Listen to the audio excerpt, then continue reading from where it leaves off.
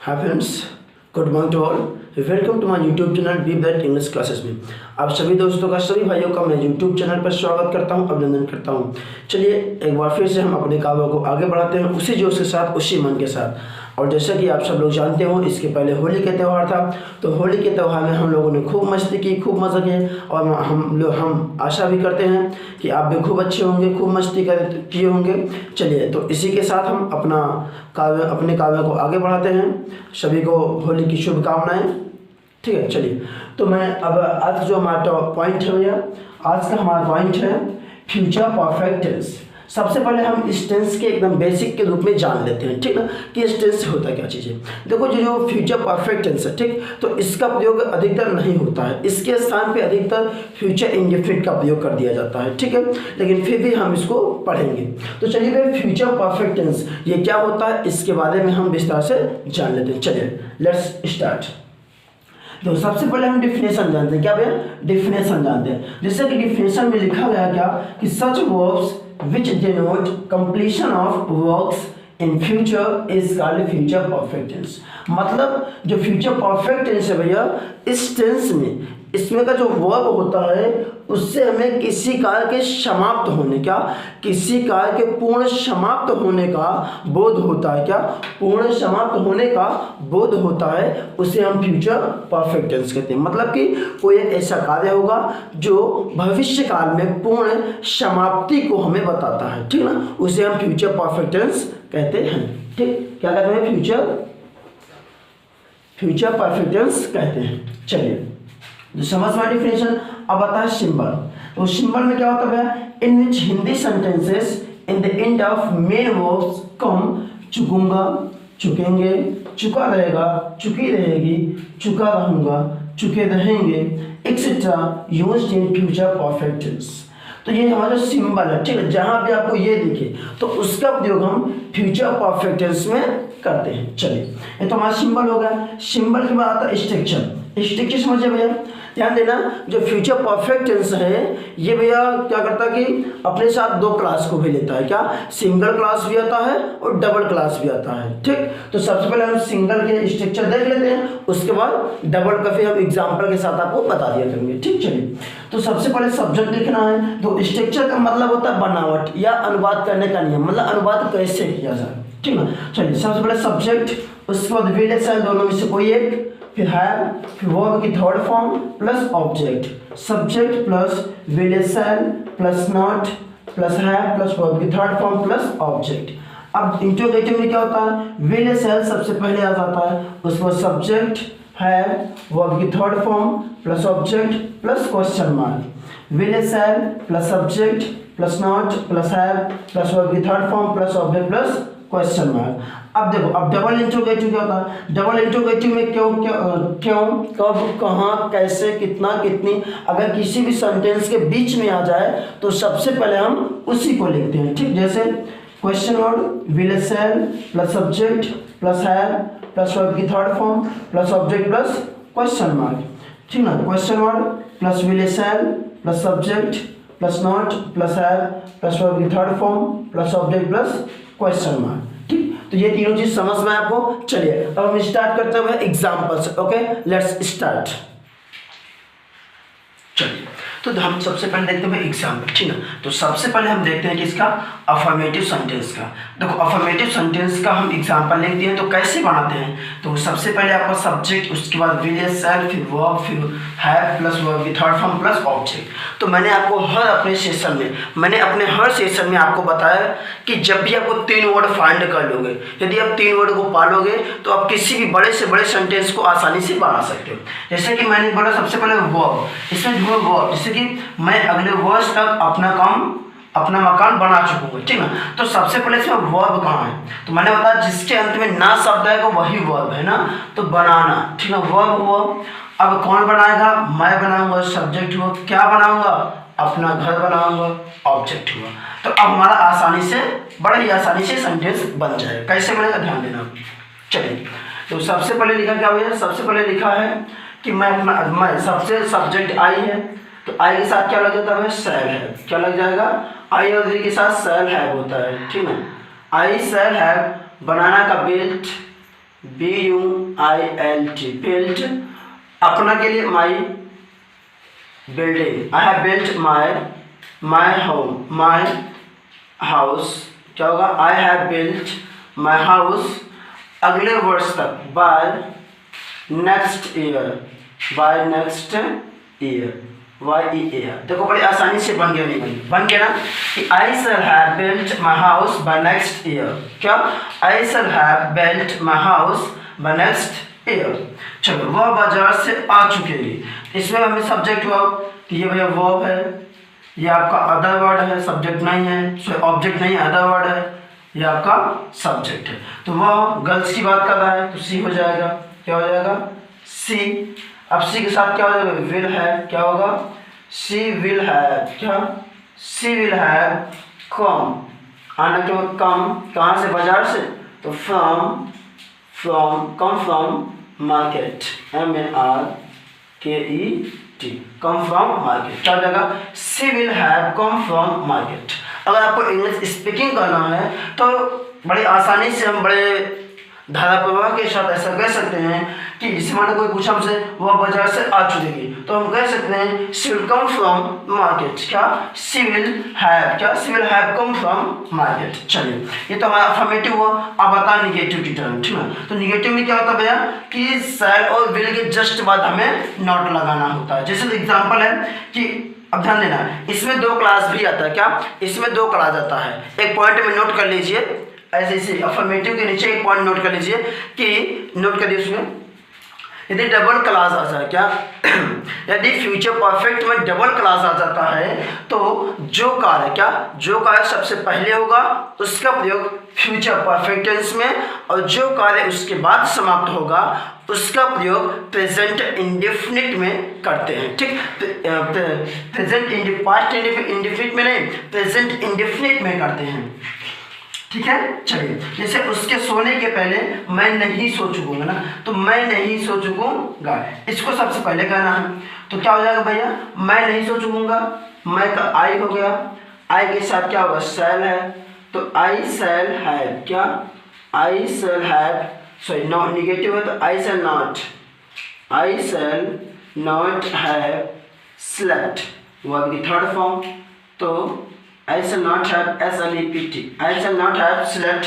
अगर के पहले, क्या, के पहले, तो बिफोर, क्या भैया, FOR, बिफोर, ठीक ना, उसके सोने प्रेजेंट इंडेफिनिट में होगा, तो क्या हो जाएगा, ही स्लीप्स, क्या होगा भैया, ही स्लीप्स, ही SLEEPS, ही स्लीप्स। क्या बना कि I shall not have slept before he sleeps, तो उसके सोने के पहले मैं नहीं सो चुकूंगा। चलिए, अगला सेंटेंस, मैं अपनी किताब नहीं, मैं अपनी किताब, ठीक है, ध्यान देना, मैं अपनी किताब नहीं ला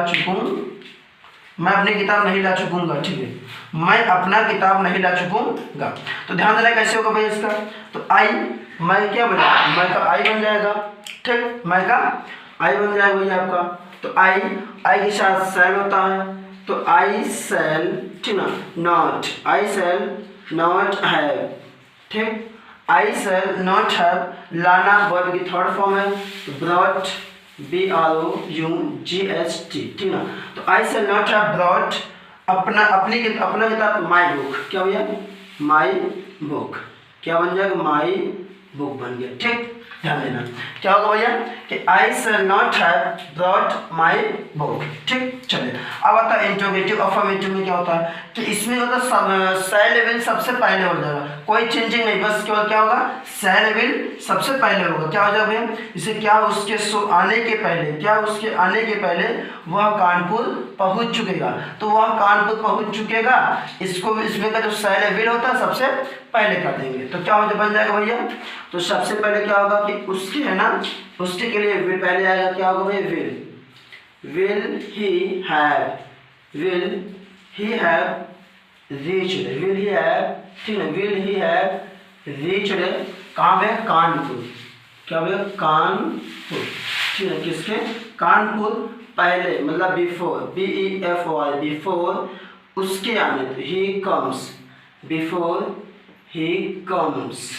ठीक, देखो बन गया हमारा, क्या बना कि will he have reached Kanpur before he comes, क्या बिफोर ही कम्स। ठीक, चलिए बड़े आसानी से बन गया ना। चलिए तो आप भी बड़े आसानी से इसको बना सकते हैं, बस आपको एक बार इसको ध्यान देना है बस। ठीक, चलिए अभी क्या है, क्या हम लोग ताजमहल देख चुकेंगे, ठीक ना, क्या हम लोग ताजमहल देख चुकेंगे। तो चलिए इसका भी बना देते हैं भैया। क्या, तो सबसे पहले ये वर्ब हमारा हुआ, क्या वर्ब है, ये क्या है आपका सब्जेक्ट है, ये क्या आपका ऑब्जेक्ट है। तो हम लोग है, हम लोग के अनुसार क्या होता है, शैल होता है। क्या होता है भैया, शैल, ठीक ना। तो क्या शैल, उसके बाद वी, फिर क्या हो गया हैव, फिर देखना का वी शैल हैव सीन। अब ताजमहल एक ही है तो इसके पहले द लग जाएगा, द ताजमहल, ठीक है, द ताजमहल, ठीक ना भैया, क्या द ताजमहल। तो भैया आपका सेंटेंस बन के तैयार हो गया, shall we have seen the Taj Mahal. चलिए अब हम देखते हैं इसके बाद इंट्रोगेटिव, अफर्मेटिव और जो 3 सेंटेंस बचा है उसको हम देखते हैं। चलिए स्टार्ट करता हूँ, लेट्स बिगिन। ओके, चलिए हम अगला एग्जांपल देखते हैं। अगला एग्जांपल क्या है कि इंट्रोगेटिव सेंटेंस है, क्या लिखा हुआ है,